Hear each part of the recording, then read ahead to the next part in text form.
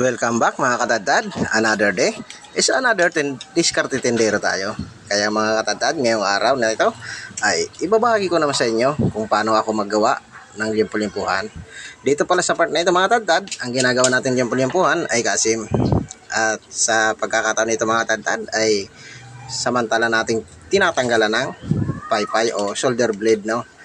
Yun sa nakikita nyo mga katadad ay kailangan muna natin tanggalan ng paypay ang ating kasim para magawa nga natin ang tinatawag na limpo-limpuhan. At ngayon natanggalan natin mga katadad, ang sunod natin na gagawin ay ititrim lang natin ito. Ito palang mga tinanggal natin sa pagtitrim ay pabor dito sa ating mga customer o mga kasuki natin na mahilig sa puro laman na kanilang binibili. Kaya ito mga katadad ay madali na ito mabibili sapagkat ito ay puro laman na. Ngayon mga katadad, no, katanggal ko ng mga ilang pirasong laman ay isasantabi ko muna ito. At yung pangalawang kasim naman ang ating gagawin.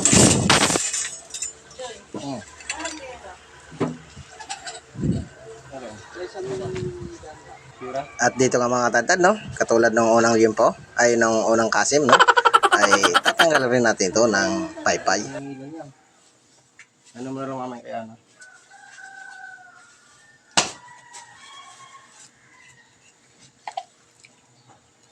At ito na mga tatad, sa pagtanggal pala ng ating shoulder blade, ano, or paypay mga tatad, ay ganito lang ang aking estilo.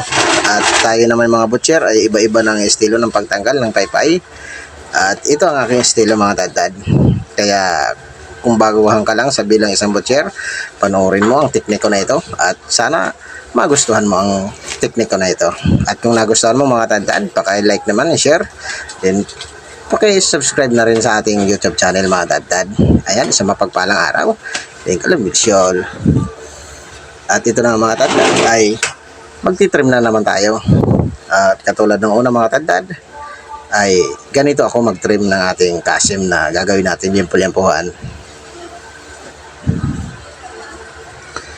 Ayan, tatanggalin lang natin yung mga laman at hanggang doon sa makuha natin ang tamang sukat o tamang kapal ng laman at ang taba, no? At dito naman mga katadad ay kailangan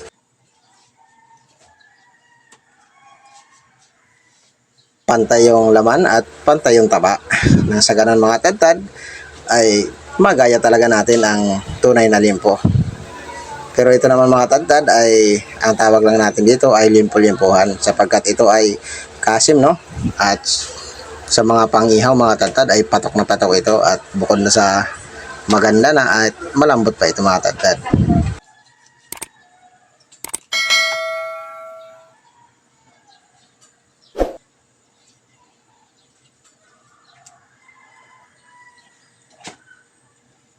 At ayan nga, sa nakikita nyo mga katadad, no, ay talagang napakaganda na ng kanyang itsura o kanyang size, no? At napakaganda na ng kanyang parang limpo na talaga siya. At ang susunod na nga natin gagawin mga katadad ay i-slice na natin siya ng parang limpo.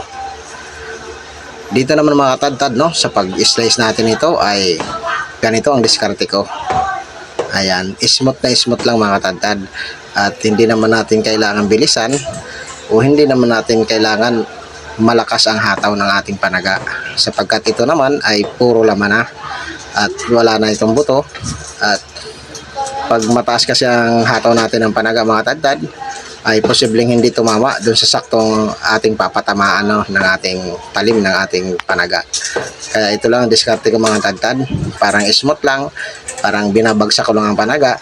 At dito mga katadad ay kailangan po ay matalas po ang ating panaga. At itong aking panaga, nakikita niyo mga katadad sa talas niya, ay ako lang po ang gumagamit yan, hindi ko po pinapahiram yan. At ang gusto ko ay alaga ko sa talas ang aking mga gamit. At mayroon na maghiram mga katadad ay binabantayan ko talaga kung saan nila gagamitin o anong paggagamitan nila. Kasi ako mga katadad, maingat talaga ako sa mga gamit at lalong-lalo na pag mga gamit ko sa bilang isang butcher, no? Lalong-lalo na ang kutsilyo ko mga katadad ay talagang ako lang talagang gumagamit. Kapag katangaki sa kutsilyo ay Solengen mga katadad. Masilan po ang Solengen mga katadad pagkakaalam ko. Kaya po ito mga katadtad, ang aking kutsilyo pala mga katadtad ay isa lang ang direksyon ng paghasa at saka pag-steel. Kaya kung may direksyon man mga katadtad, ako lang nakakalam nun, at pag pinagamit po natin sa iba ay magbabago po ang talas ng ating kutsilyo. Yun lang po mga katadtad, no? Bilang isang kaalaman, no? Ayan, para dagdag sa kaalaman ninyo mga katadtad. Okay lang po pag mga ordinaryong kutsilyo, kasi kahit ano naman po ang hasa nyo dyan ay ayos na, no?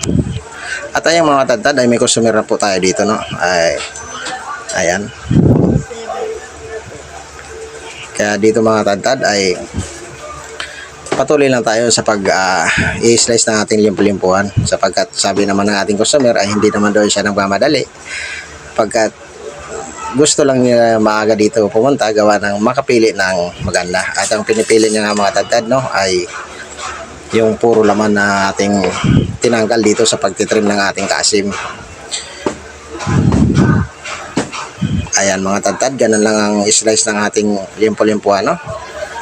Smooth na smooth lang yun mga katadtad, at makikita nyo mga katadtad mamaya sa ating nakasabit ay napakaganda po tingnan. Dito pala sa amin mga katadtad, limpo at saka ito yung limpo-limpuhan ay nakasabit, no? Sapagkat dagdag attract pati sa ating mga customer. Malayo pa lang nakikita na nila na yun nga ang nakasabit, limpo-limpuhan at kakalimpo. Pero mga katadtad, no, payong tindero lang mga katadtad, no, ay yung limpo-limpuhan ay pag may bumili po ay sabihin nyo lang na limpo-limpuhan, hindi po yan limpo. Sapagkat maganda po mga katadtad ang magiging tapat ka sa iyong customer. Nang sa ganun mga katadtad, saan ka man mapunta ay may tiwala ang iyong customer. Kaya mga katadtad, no, yan yung ganda ng ating limpo-limpuhan. Ayan. Limpo-limpuhan.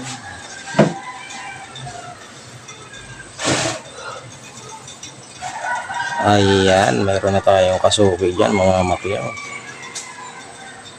Mga katadtad. Mga katadtad, shout out, shout out.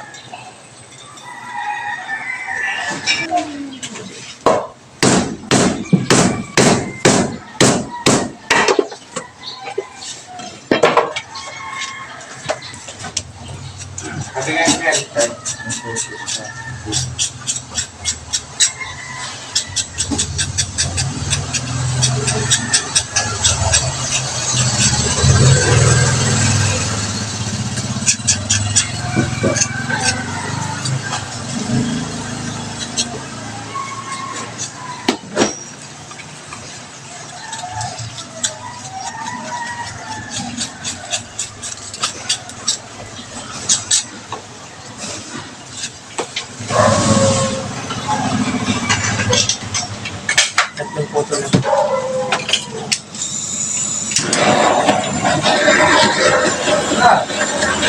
Ito na. Ito na lang.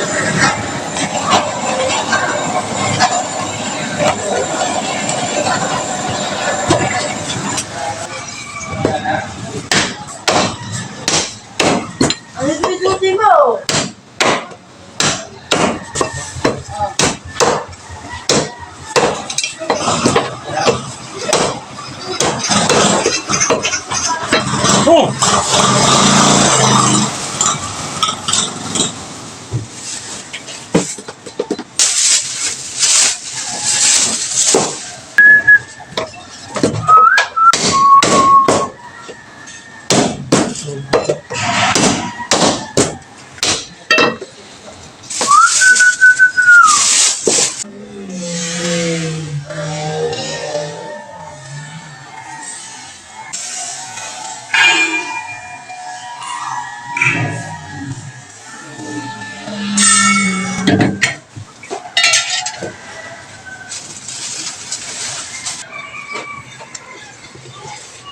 At ayan nga mga katadtad, no, naibahagi ko na naman sa inyo kung paano ang tamang diskarte sa paggawa ng limpo-limpuhan at pagtanggal ng paypay.